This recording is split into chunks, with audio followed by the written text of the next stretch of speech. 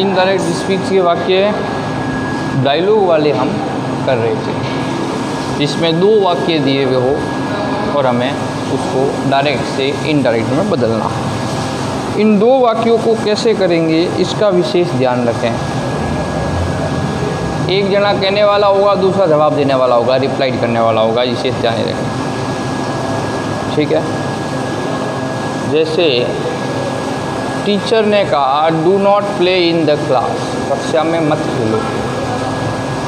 ठीक है,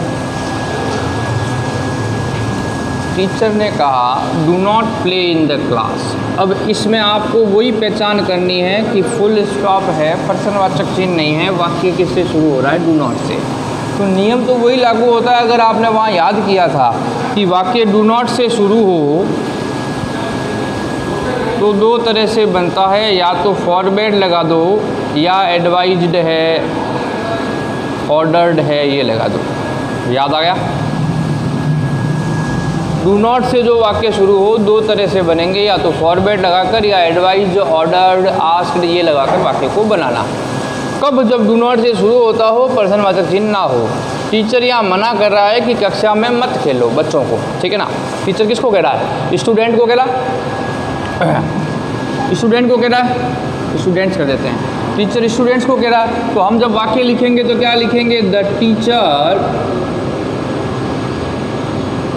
फॉरवर्ड से बनाते हैं, तो यहाँ लिख दिया forward, the teacher forward the students. देखो वही चीज़ है, वहाँ पर कैसे आता था वाक्य? पहले वहाँ लिखा होता टीचर आस्क, इस तरह आता, देखो वहाँ इस तरह आता teacher ask told said to student, ऐसे लिखा हुआ था। फिर आता do not play in the class, वहाँ यही करते द टीचर फॉरवर्ड स्टूडेंट्स, यही तो करते। यहाँ पर भी हमने यही तो किया है। हमने क्या किया? 2 नाम हो गए, टीचर और student. The teacher forward the student, said to के स्थान पर फॉरवर्ड लगाते थे, हम आस्क्ड या टोल्ड लगाते थे, क्योंकि जब मना करे फुल स्टॉप हो, डू नॉट से हो, वहाँ फॉरवर्ड लगाना है, याद करना है। और डू नॉट को हटा देना है और एक चीज़ लगानी है, वो है टू से वाक्य को जोड़ देना, टू। फिर क्या है? प्ले इन द क्लास, सरल ही है। The teacher forward the students, do not हटा दिया, ये डू नॉट हट गया। नियम में अपने नियम देख लेना, डू नॉट हट गया, क्या लग गया? टू लग गया। प्ले का प्ले, इन का इन, दा का दा और क्लास का क्लास। कोई दिक्कत नहीं है। फिर बोल रहा हूँ, जब डू नॉट आए, फुल स्टॉप हो, तो वहाँ पर सेड के स्थान पर फॉरवर्ड लगाना है। तो जब वाक्य शुरू करोगे यहाँ से, the teacher forward the students, forward लिख दिया, डू नॉट को हटाकर क्या जोड़ दिया? टू जोड़ दिया। अब नीचे जवाब कौन दे रहा है? स्टूडेंट्स। स्टूडेंट्स कह रहे क्या है? Okay sir. क्या कह रहे हैं? Okay sir. लिखा हुआ ओके लिखा हुआ एक तो, और फिर लिखा हुआ सर। सर और मैडम के लिए कल हमने क्या लगाया था? सर और मैडम के लिए हमने लिखाया था रेस्पेक्टफुली। तो यहाँ पर लिख देंगे द स्टूडेंट्स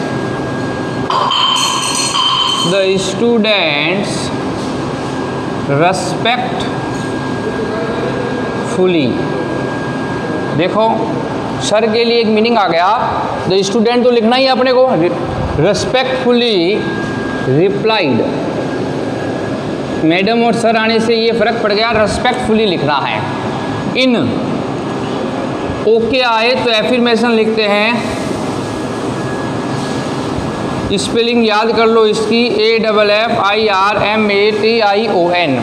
ओके आए तो ये मीनिंग लिखना है, एफर्मेशन। तो द स्टूडेंट सर के लिए आ गया रेस्पेक्टफुली रिप्लाइड इन एफर्मेशन, ये स्पेलिंग याद कर लेना। ओके आए तो ये स्पेलिंग लगानी है। ये एक वाक्य हो गया पूरा, यानी ये दोनों वाक्यों को हमने डायरेक्ट से किस में बदल दिया? इनडायरेक्ट में, जिसमें पहले फुल स्टॉप था, डू नॉट से शुरू हो रहा था, फॉरवर्ड लगा दिया, टू लगाकर वाक्य को जोड़ दिया, और डू नॉट को क्या कर दिया? हटा दिया।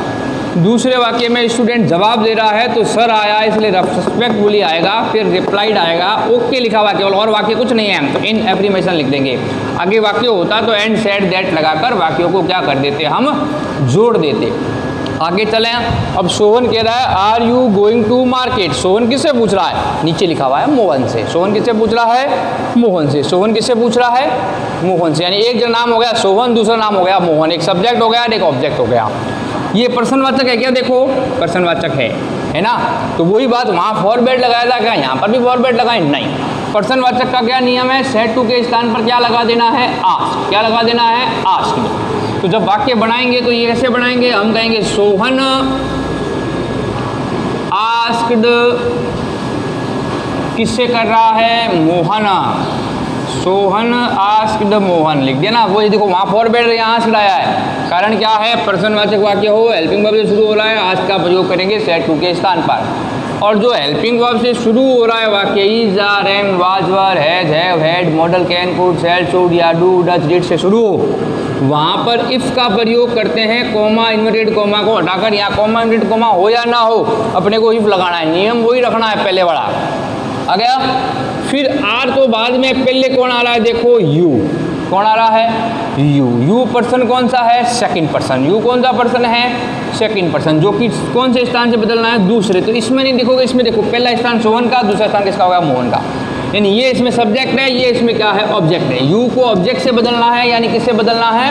मोहन से बदलना है। जब यू को मोहन से बदलेंगे तो क्या करेंगे? यू, योर और यू। मोहन से बदलेंगे तो मोहन आ गया ही, हिज, हिम। यू के सामने कौन आ गया? ही आ गया।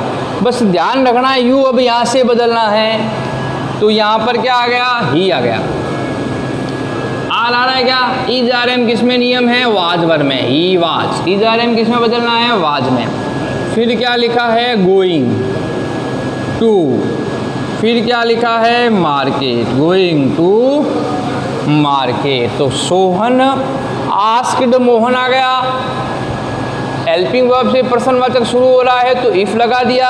यू को मोहन को देखकर बदल दिया, ही आ गया। टेबल लिखी, बदला, पहले बता दिया। आगे इज, आर, एम है, किस में बदलता है? वाज वर्ब में। गोइंग का गोइंग, टू का टू और मार्केट का मार्केट आ गया। कोई दिक्कत नहीं है इसमें भी, आसानी से अब समझ में आ गया होगा। नीचे वाला वाक्य जवाब देने का है जो फुल स्टॉप से खत्म हो रहा है। देखो तो मोहन रिप्लाइड। अब इसने जवाब दिया नहीं, नो, मैं तो लाइब्रेरी जा रहा हूँ। I am going to library. Market नहीं जा रहा हूँ, मैं तो कहाँ जा रहा हूँ? लाइब्रेरी जा रहा हूँ। तो नहीं के लिए रिप्लाइड इन नेगेशन लिख देंगे। नहीं के लिए NEGATION, NEGATION नेगेशन लिखना है। रिप्लाइड इन नेगेशन, ठीक है। यस के लिए इन पॉजिटिव या एफ्रीमेशन, ओके के लिए इन एफ्रीमेशन और नहीं के लिए रिप्लाइड इन नेगेटिव या नेगेशन लिख देंगे NEGATION। अब जो पीछे इसके वाक्य नहीं होता तो ये अपना आंसर था, लेकिन इसमें पीछे वाक्य है I am going to library. पीछे अगर वाक्य है तो आगे हम वाक्य जोड़ने के लिए लिख देंगे एंड सेड दैट। क्या लिख देंगे? And said that. क्या लिख देंगे? And said that. फिर बोल रहा हूँ, पीछे वाक्य है जोड़ने के लिए तो एंड सेड दैट लगाकर वाक्य बनाएंगे। And said that. फिर क्या आ रहा है? आई। आई बदलेंगे मोहन से, तो जैसे हमने यू को बदला था यहाँ, वैसे ही आई को बदलना है। आई, माई, मी। पहले स्थान से आई, पहले स्थान मोहन हो गया, दूसरा किसका हो गया? अब सोहन का। नाम लिखा हुआ नहीं हो, पहला मोहन सब्जेक्ट हो गया, दूसरा ऑब्जेक्ट मोहन सोहन हो गया। तो ही, हिज और क्या आ गया? एम आ गया। आई के सामने कौन आ गया? ही आ गया। यहाँ आई था, देखो आई के सामने कौन आ गया? ही आ गया। कौन आ गया? ही आ गया। आई था। नो के लिए replied in negation and said that बना दिया। याद के लिए नियम वाक्य ये आपको याद करना पड़ेगा। अगर वाक्य आगे है तो सेड दैट तक याद रखना है। यहाँ आ गया ही। फिर आ रहा है एम, इज, आर, एम किस में बदल दिया? वाज में। ही, was. Going to going to आ गया। कहाँ जा रहा है? लाइब्रेरी, तो LIBRARY लाइब्रेरी आ गया। तो वाक्य बन गया Mohan replied in negation and said that he was going to library. इस प्रकार हमने इस वाक्य को डायरेक्ट से इनडायरेक्ट बनाते समय सावधानी से जो परिवर्तन ध्यान रखने हैं उनको देखा। धन्यवाद।